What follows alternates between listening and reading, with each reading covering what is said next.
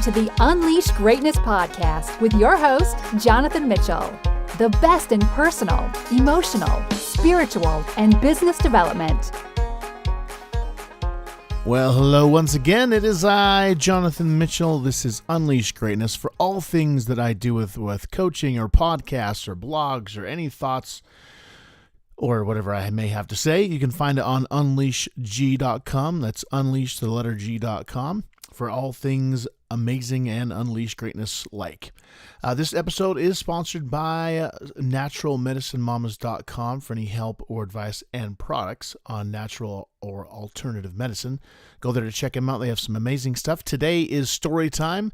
I've found a couple of articles I want to share that have inspired me as far as moving forward in my own career and thought process, and I just wanted to review those with you and make sure this is something that would hopefully inspire you, uplift you, and make you think a little bit outside of the box than what you are normally used to thinking. So, again, thank you for listening in. This is Unleash Greatness. Let's get it going and rock and roll.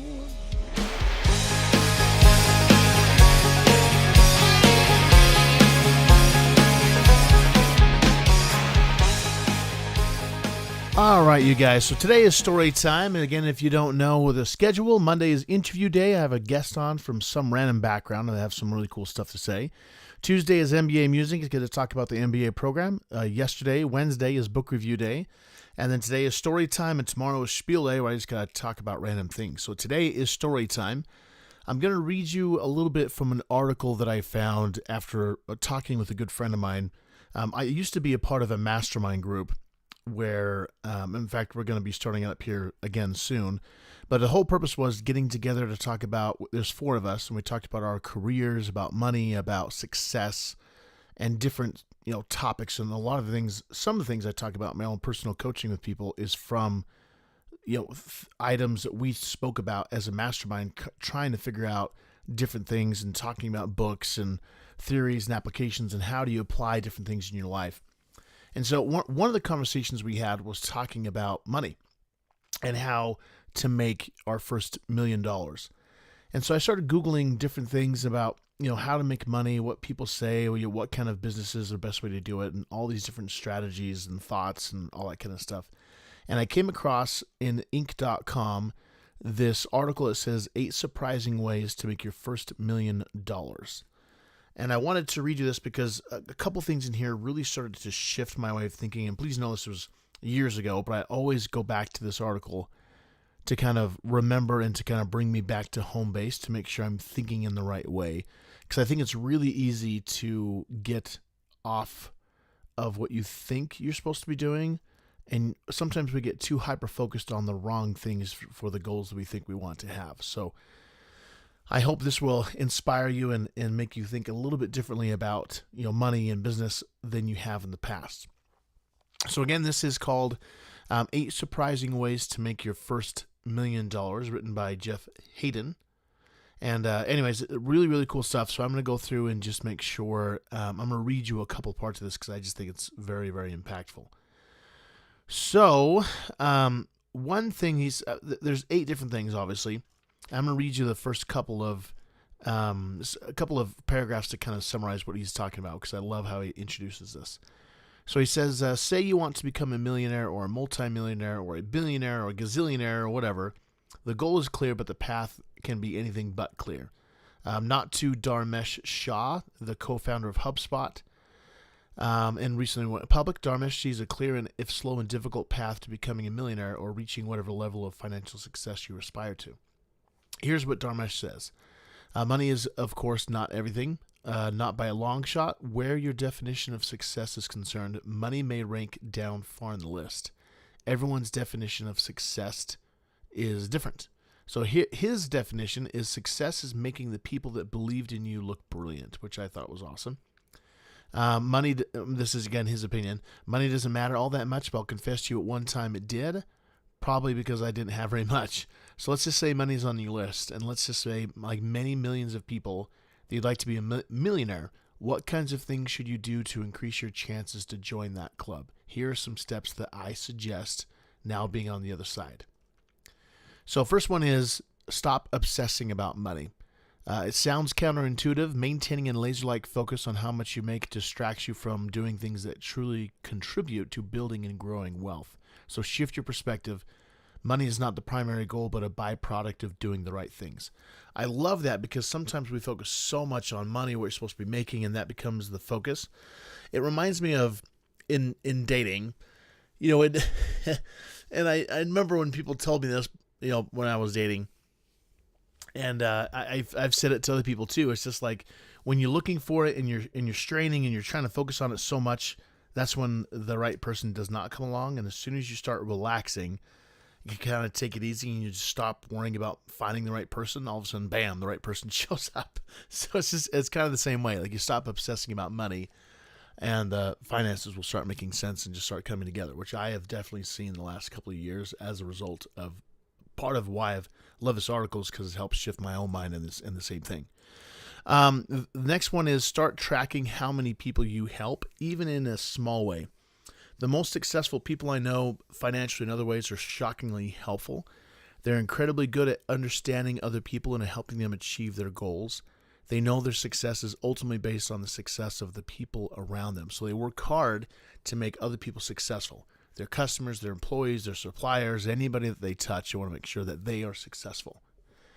Number 3 is stop thinking about making $1 million and start thinking about serving 1 million people. This is one that really shifted how I thought about money and business.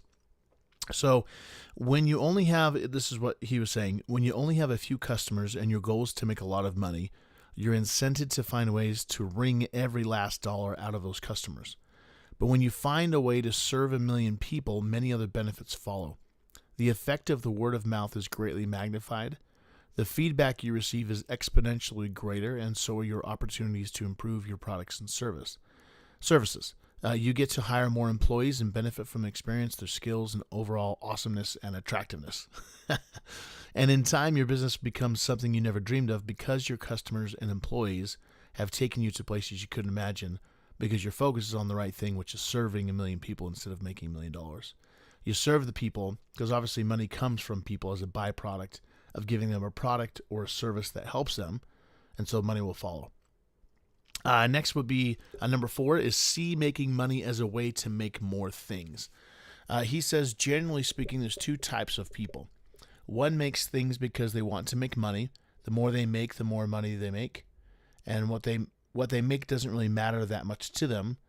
They'll make anything as long as it pays. The other wants to make more money because it allows them to make more things. They want to improve their product, extend their line, create another book, another song, another movie. They love what they make, and they see making money as a way to do more of what they love. They dream of building a company that makes the best things possible. So, and he refers to a Walt Disney quote, where Walt Disney said, "We don't make movies to make money. We make money to make more movies." Which I love that concept. It's about creation. Money is a tool to help you have the time and function and ability to create more. And so his point is to be the person who is able to create more because of the money you have. Next is number 5, do one thing better. Pick one thing that you're already better at than most people, just one thing, and then become maniacally focused on doing that one thing really, really well. Work, train, learn, practice, evaluate, refine, be self-critical, not in a masochistic way, but to make sure you've reached the point of excellence. Financially successful people do at least one thing better than just about everyone else around them. Excellence is its own reward, but it also commands a higher pay and greater respect. So again, find that one thing you can do better than anybody else and focus on that. 6, make a list of the world's 10 best people at one thing. So how do you pick those 10? How do you determine who is best, and how do you measure those success? So use the criteria of your own progress towards becoming the best. If you're an author, it could be Amazon rankings. If you're a musician, it could be iTunes downloads. If you're a programmer, it could be number of people that use your software. If you're a leader, it could be the number of people that you train and develop to move on to bigger and bigger things. So don't just admire successful people like myself being a musician. If I take a look and say, okay, this person had iTunes downloads that was crazy, what did they do to create that success? find the same criteria, find the strategy behind it, like success leaves clues, and you want to find in your specific genre, in your category, your career, your whatever you're doing, like with music or programming or books, what makes someone successful, go after that. Number 7, which is I'm a huge fan of this one, is consistently track your process. Outside of this article, there's a quote which I need to remember who the specific person was, but it was, I believe, Boyd Packer, who said when performance or when behavior is measured, behavior and performance improves, which is just awesome, and this is what this is referring to. So I'm going to read to you what he says. Number 7, again, consistently track your progress. We tend to become what we measure. So track your progress at least once a week against your key measures.